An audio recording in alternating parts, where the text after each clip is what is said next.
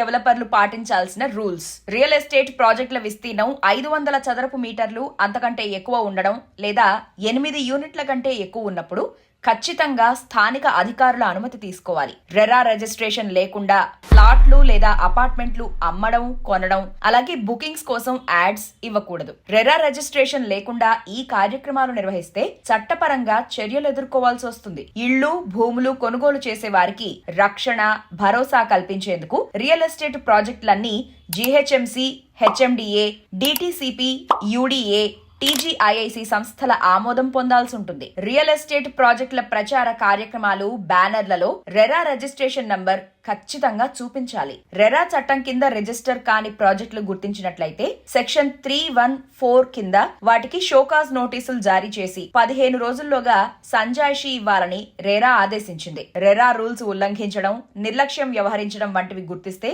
Section 59 కింద penalty విధిస్తారు. Real estate ఏజెంట్లు, బ్రోకర్లు, మధ్యవర్తులు సైతం రెరాలో రిజిస్టర్ అయి ఉండాలి. రెరా రిజిస్ట్రేషన్ లేకుండా వ్యాపారాలు నిర్వహించడం అనేది నేరం. నిబంధనలు పాటించకపోతే రోజుకు 10,000 రూపాయల వరకు పెనాల్టీ కట్టాలి. రెరా అథారిటీ నోటీసులు పంపించినా పట్టించుకోకుండా రూల్స్ అతిక్రమిస్తే ప్రాజెక్టు విలువలో 5% వరకు జరిమానా కట్టాల్సి వస్తుంది. అంతేకాదు కొన్నిసార్లు జైలు శిక్ష కూడా పడవచ్చు.